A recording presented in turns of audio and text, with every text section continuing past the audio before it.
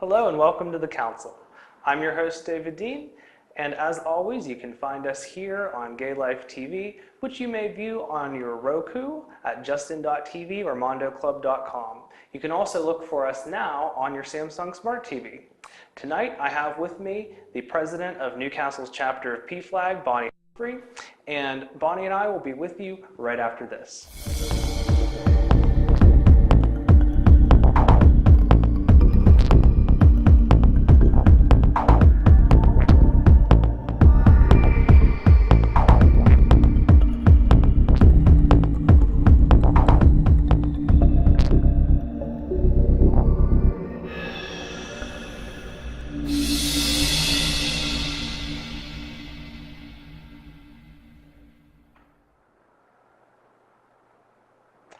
All right. Thank you for coming on the show tonight, Bonnie. Thank you for having me. It's a pleasure to have you. So you are the founder and president of Newcastle's chapter of PFLAG. Yes, I founded it along with a couple of other people. Mary Almy, who is our treasurer. She works a lot, so it's mostly me. All right. How long have you been active with Newcastle trying to get the PFLAG together? We started meeting in March of last year. We became an official chapter, I think it was April of this year. And we meet every month. All right. And could you just tell everyone a little bit more about how you got into PFLAG and got involved in activism?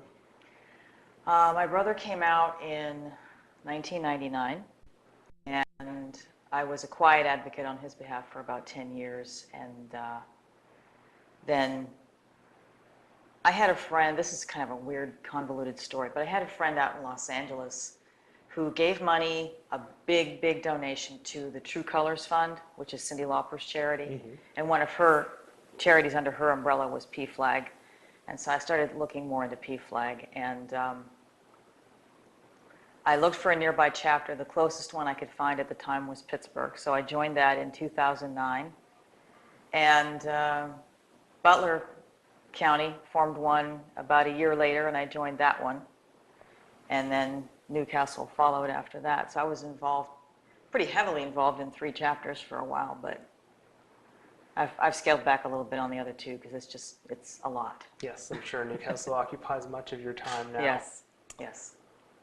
All right, so, and of course I attend the Newcastle chapter of PFLAG as I can, and recently we have been talking quite a bit about same-sex marriage in Pennsylvania, and so there's a number of things going on with that. There are the licenses being issued by the clerk of courts in Montgomery County. There are the lawsuits kind of going back and forth with the governor's office saying that we need to uphold the state's essentially DOMA statute, however, the state attorney general's office declining to defend that. And then there's also various pieces of legislation introduced into the state legislature. And I was hoping that you could share with me and our viewers a little bit more about that. In March of this year, Dayton Leach, the Senate, introduced a same-sex marriage bill. It's House Bill 719. And Brian Sims, who is the first openly gay Pennsylvania legislator, and Steve McCarter in the House introduced also a bill. I don't have the number for that, but I'm assuming it's probably HB 719, but I don't know for sure. I didn't get that information. Mark Cohen has also issued a civil unions bill. I don't know the status on that one. I think that kind of went over like a lead balloon. At this point, I think everybody wants the whole thing. Right. And they don't want to do it in increments. So that's where that's at. Right. And the Montgomery County has been ordered to cease and desist with the issuing of the licenses, which they have agreed to do. So I have kind of mixed feelings on people deciding what the Constitution says. I mean, I like how he felt, Right. but other people could take that in a different direction and start interpreting the Constitution in a different way and start obeying the law as they see it, and we can't have that. That's why we have a judicial system in our government to tell us what is and is not constitutional. So Right. even though I like the idea of people getting married in Pennsylvania, it needs to be done the right way. I think the best route for it is going to be the lawsuit with the ACLU. Yeah. And because we have a very conservative government, Right. and I think it's probably going to continue to be that way. And a conservative governor to go with it. Exactly. And for people who don't know, what happened in Montgomery County is that the clerk of courts began issuing gay marriage licenses. And so for anyone who wants to get married, you have to go to the courthouse, you have to get a marriage license, and then usually at your ceremony you have the officiant, whoever that may be, whether it's your pastor or it's a judge or it's a mayor, any of those people who are eligible to sign off on the marriage license, you have the officiant sign it, and then you take it back to a courthouse and have it registered, and that's how the whole process happens and it becomes a legal marriage. And I believe over 100 licenses were issued out of Montgomery County, and some of those have been signed by officiants and registered. And so they're in a very interesting limbo in terms of where they legally stand with the state of Pennsylvania as far as being recognized as marriages.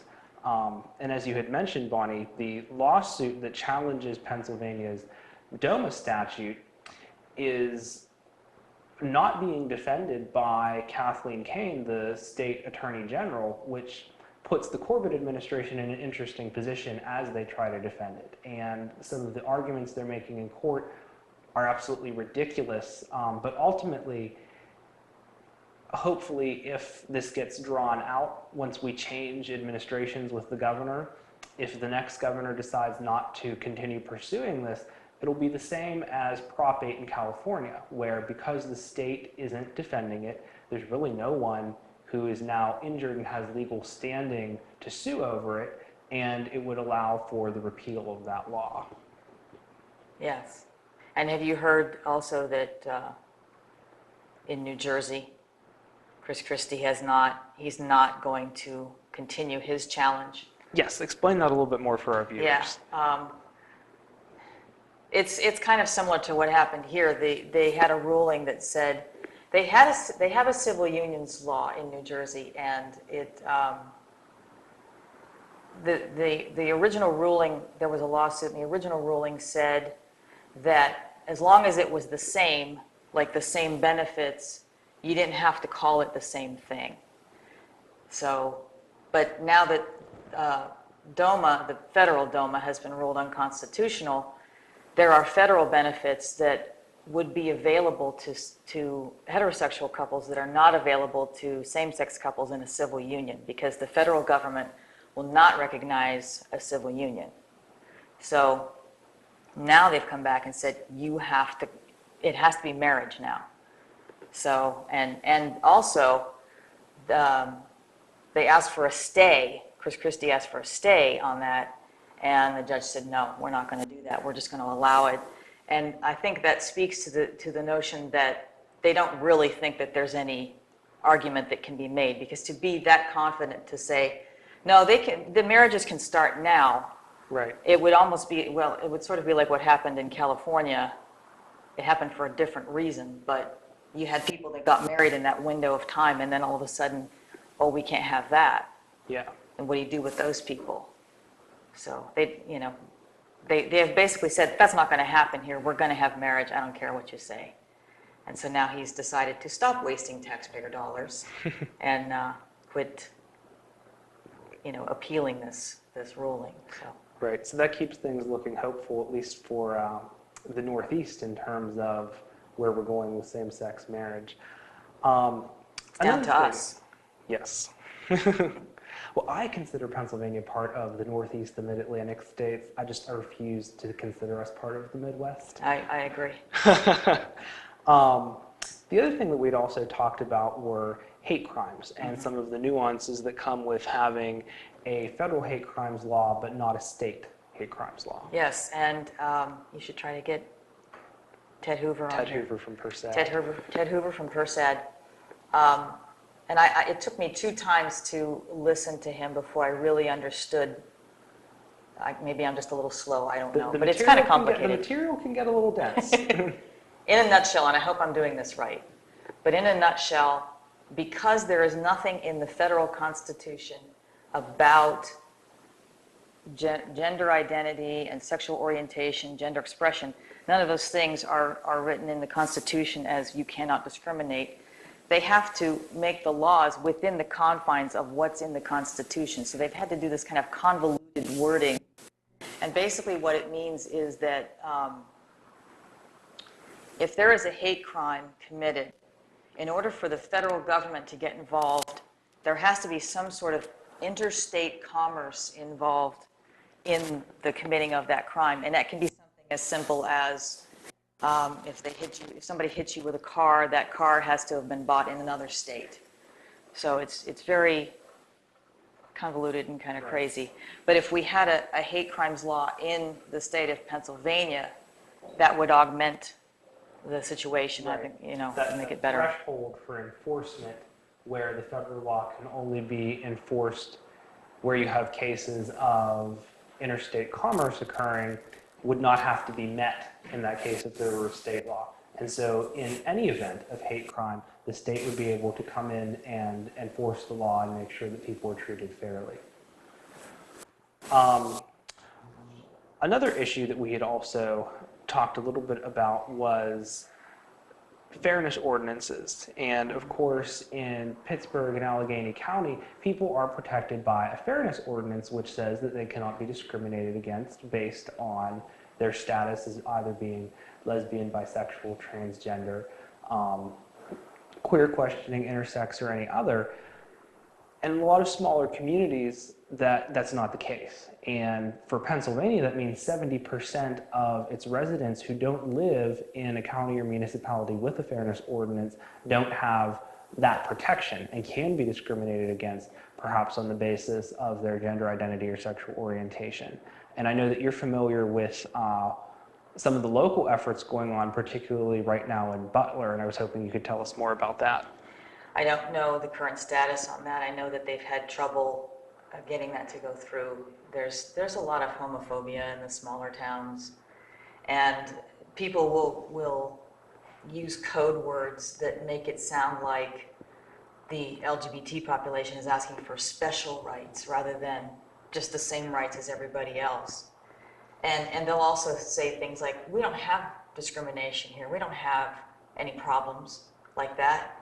We never hear about stuff like that. Well, the reason you don't hear about stuff like that is because nobody reports it because, well, what are they going to do anyway? They're not going to, they're just going to ignore us. They're not going to pay any attention to us. So, yeah, so it's, and they keep trying. I don't know, I think they need a new administration at this point, but I don't know. They keep plugging away at it. I hope it works out for them. I really do. Right. I would really like to see that. And maybe we can get one for Newcastle too at some point. Hopefully. There was that video that you and I had both shared on Facebook of that small town in Kentucky. Yes. That had the gay mayor. Vico, Kentucky. Yes, and it's the smallest town in the country to ever pass a fairness ordinance. Yes. So there's still hope, even for rural America. Yeah. That's a great video. It was on the Colbert Report if you ever want to look that one up. It's a great video. I really enjoyed that one. All right. We are going to take a quick break, and we will be right back with you.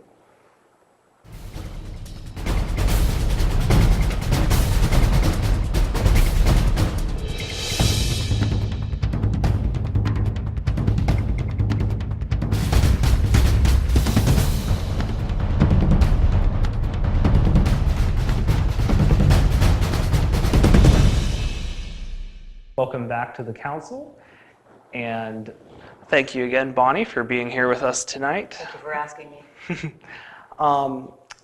So another thing that often gets talked about in PFLAG meetings with the LGBT community in general, and is actually part of the story of how PFLAG was founded, is the way people integrate their sexual identity with their religious background. And I know you kind of have a personal story to tell in terms of how you have reacted to religion and found your own way spiritually in light of how these issues are viewed. And I'm going to give you a disclaimer and say this is my story. I'm not telling anybody else what to believe or how to believe or anything like that, but this is my story. I was a Christian for 40 years, a member of the United Methodist Church, and at the time that I left, I had had a very, very open-minded liberal pastor, and we actually did a Bible study based on the United Methodist Church's Book of Discipline and what it says in there about, not so much about marriage, because when this was written, it was back in the 80s, they weren't even talking about marriage. They were just talking about who can hold positions of leadership and that kind of thing. It was, the wording said something like, homosexuality is in conflict with God's teachings or something along those lines. And that no person who is openly gay, practicing, or whatever wording they used, cannot hold a position of leadership, pastor, choir director, or anything like that. I was the choir director, so, you know, if I was a lesbian, I could have been kicked out of that job. Right. And the more I thought about it, the more it bothered me that, you know, my brother is not seen as an equal. He's looked at as less than. And because I've been doing this more actively since 2008, 2009, it just more and more just really bothered me. And I just got to the point where I just couldn't take it anymore. And my liberal pastor was leaving because the Methodist Church likes to move pastors around just because, I guess, I don't know. But anyway, the guy that they have in there now is pretty conservative. So it was a good time for me to leave because I couldn't listen to those sermons anymore. And I also just I also realized that I've debated a lot of really, really fundamentalist Christians. Just to get the practice, I'd go on websites and do this. Right. And so I've argued, you know, chapter and verse, and this is what it says, and da-da-da-da, you know. But when it comes right down to it, there's a lot of stuff in the Bible that we look at. There's a lot of stuff in the Bible that we ignore. And everybody cherry picks. I don't care who you are. Everybody cherry picks. Because if you believe the whole thing, then you believe that your kids should be killed if they disobey you, and, you know, the bride should be stoned if she's not a virgin, and gay people should definitely be stoned because, you know, we can't have that. And, you know, and slavery is fine. No problem with slavery. And women, I shouldn't be here. I shouldn't be talking. I should just go and, you know. You should have your hair covered someplace in the kitchen. Yeah. So. Can you move your necklace away? Oh, sorry. I can't see how it is. Can you do it? There you go. Thank you. I'm sorry. I keep putting my hands up there, and I'm probably just making all kinds of noise. Do you have a cut point where we came out of there that we need to go back to? For what? That. Whatever I was talking Don't worry about. about it. Just keep going. All right. Yeah, so I just decided it was time to leave. I realized I just no longer believed any of it. That's where I'm at now. I thought, well, if the Bible is that malleable, then, you know, I don't believe any of it anymore. So Right, and that's an just issue mine. that people struggle with so often. And I know one stance that I always take on it is that, for instance, with the rules you were talking about in terms of who can hold a leadership position in the church. In a lot of the Protestant churches, this sort of erupted in the 70s and 80s on, you know, well, what stance is our church going to take on homosexuality? And that's where a lot of those rules came from. And it was always, well, you know, if someone's openly gay, then they can't be in a leadership position in the church. But what I find hypocritical about that in Protestant churches is that a typical part of the Protestant doctrine is to say that all sins are equal. And if that's the case, then we shouldn't be saying homosexuality is worse than anything else. And I mean, there are some churches that are at least not hypocritical in their conservatism, so that they won't let divorcees hold position or anything else like that. But then you also have a lot of churches where, divorce is okay, lots of other things are okay. But if you're openly gay, which is just like saying you're openly a sinner, which all honest Christians are, then for some reason that's worse than everything else. And I find that that's just contrary to the doctrine of many churches that believe that way. And I think that part of the problem, and my question became, which comes first, the belief system or the scriptural interpretation? And I really think that people use religion to kind of as a shield for the agenda that they already had in the first place, and the biases that they already had in the first place. I mean, that's nothing new, because people use the Bible to justify why we shouldn't have interracial marriages. And to justify segregation, even slavery. I remember reading a story where they talked about they gave Bibles to the slaves so that the slaves could see that this is their rightful place, and the slaves said, "Oh, I don't think so." So that's right. and then all those songs that came out of that. And the other sort of issue that I always see coming up is when churches, and in the sociological study of religion, the withholding of salvation is the way in which all religious institutions control people. And granted, that's not what most of them were founded to do, but it happens. And in some cases more egregiously than other cases. But I take exception with churches that have this message that, if you are, especially if you're gay, that always gets thrown in there. A lot of times premarital sex gets thrown in there. If you're divorced and living with someone and not married, they'll kind of give you this list of exclusions. If you're any one of these things, then you can't get communion, which basically means in some faiths you're barred from salvation.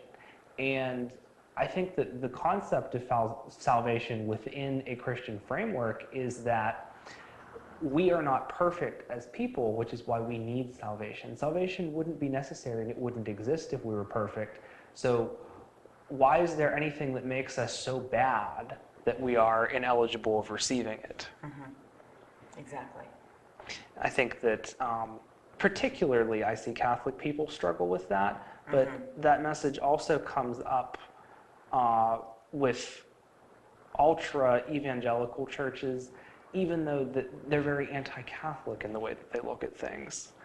And it's another interesting thing where they'll say the Catholics do it all wrong, but they're doing the same thing. I remember, I want to say it was a Gallup poll that they take periodically on this type of subject.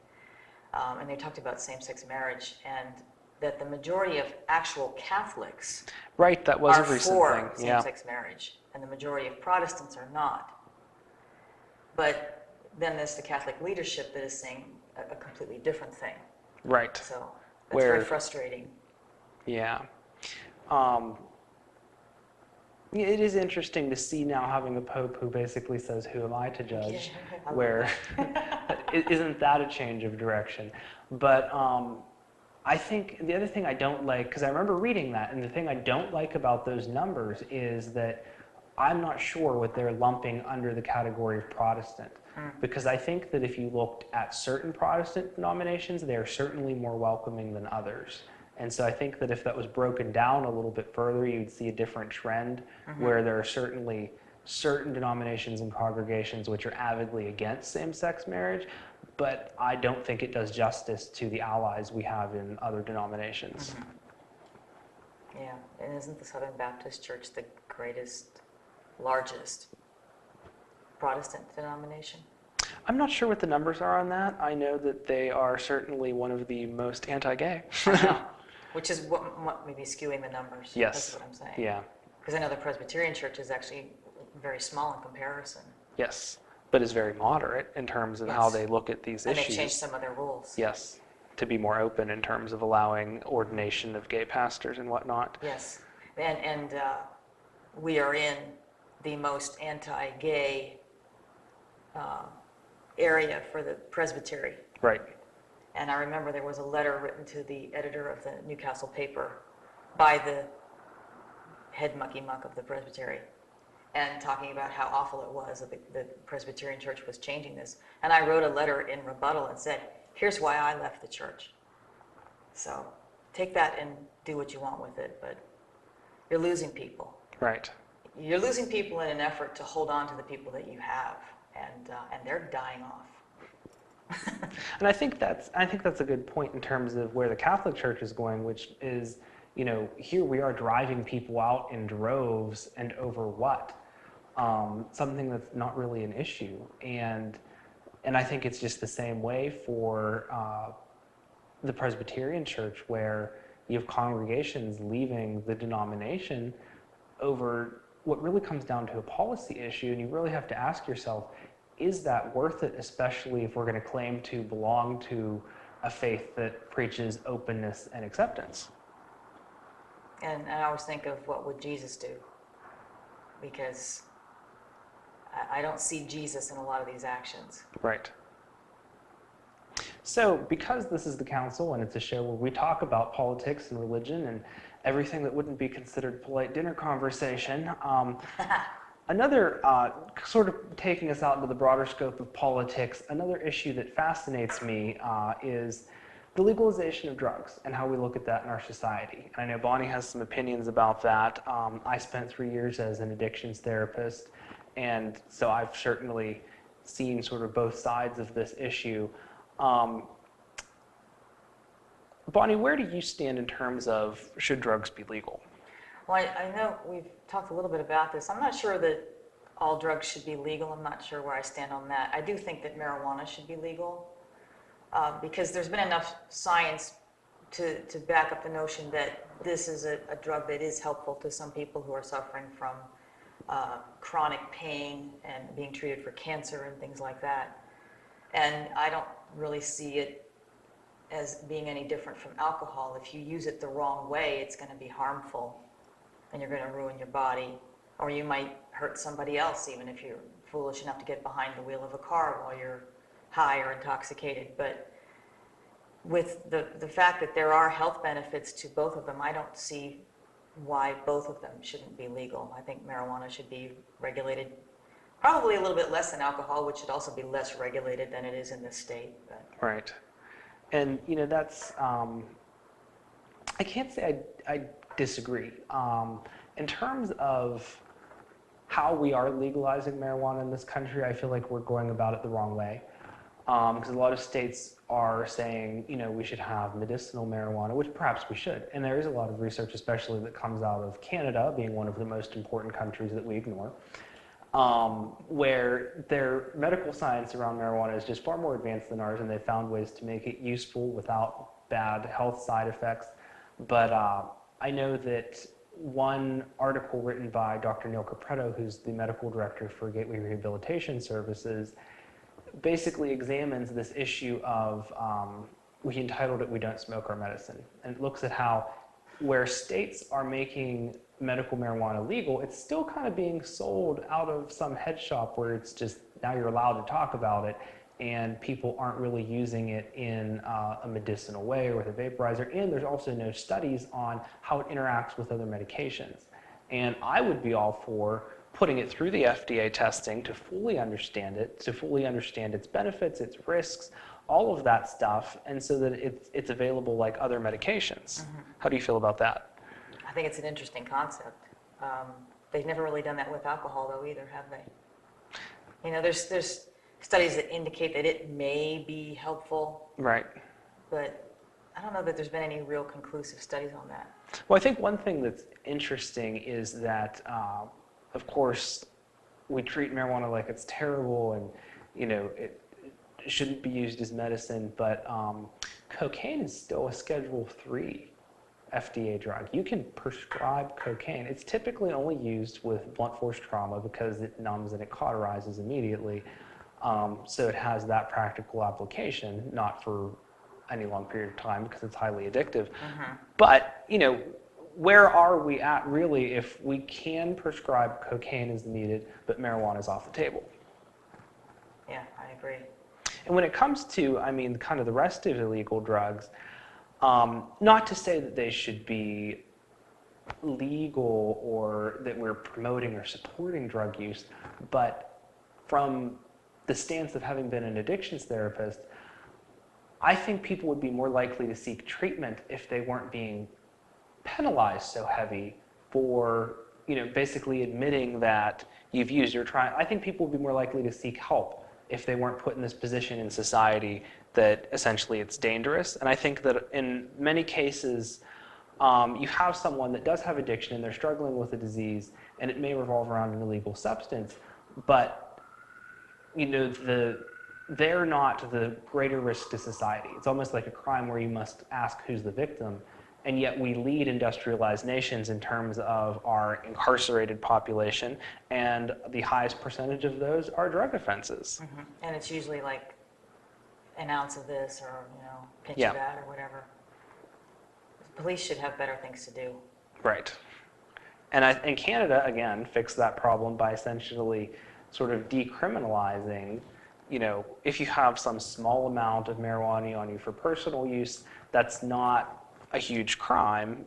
When you're the dealer who's supplying everyone, perhaps you're the greater risk to society, and that's who they're targeting, and that makes more sense to me. One final note I wanted to talk about is HR 2818, which is a bill before Congress at the federal level right now, introduced by Representative Rush Holt out of New Jersey.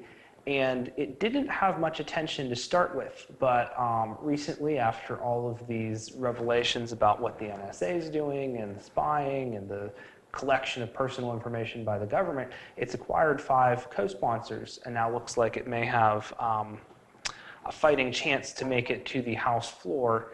And what this bill is about is essentially rolling back privacy to pre-9/11 levels, which I'm all for. Privacy is a constitutional right. And really all the bill is saying is that if the government wants to wiretap someone, which we did before 9/11, they just have to get a search warrant the way you have to in any other case and at any other time in history. And I can't think of a sitting judge who, if presented with reasonable suspicion that someone is a terrorist, isn't going to grant that search warrant so the government can go forward with its investigation. How do you feel about that, Bonnie? That's a big can of worms you just opened there. I think it should go back to those levels as well. I think that, the president says, "Oh, we've caught terrorists with this system." Sorry, I don't believe you. I don't believe you, because I don't believe that torture works either. Right. We had a president who said it works. No, it didn't work, and you've got this big data dump to the point that you've got so much information. How are you going to find the needle in that haystack? Because there's way too much information in there to Right. sort through, and you just got computers looking for algorithms and things like that. And does that always lead them to the right person? I don't think so. And it just leads to I'd agree that it doesn't. Yeah. In essence, it almost makes more sense to do it the other way, where you're taking only the information that you think is going to be problematic. Just as well, I think that there's also the fallout when you look at, for instance, the tech industry, especially with people who use cloud servers to store documents online and whatnot, are now backing off of that. We're fearful that, and we know that the government has asked tech companies to make these back doors so the government can bypass encryption and just read people's personal information. And so people aren't using those technologies, and the industry fears a $35 billion loss, essentially, if we don't do something to bring the public's trust back to these products. And I know that a lot of people say, well, I'm not doing anything wrong, so I've got nothing to hide. What's the big deal? But I think that the government makes mistakes. I think that if you're trying to file a 501c3 for an organization the administration doesn't like, you're going to get audited. Because, of course, that hasn't happened. No. All right. Well, that's all that we have time for tonight. Thank you for joining us on the council. Be sure to find us here again at Gay Life Television. And remember, you can find us on Roku, Justin.tv, MondoClub.com, and now Samsung Smart TV. Can't wait to see you all back. Thanks for coming on, Bonnie. Well, thank you for having me.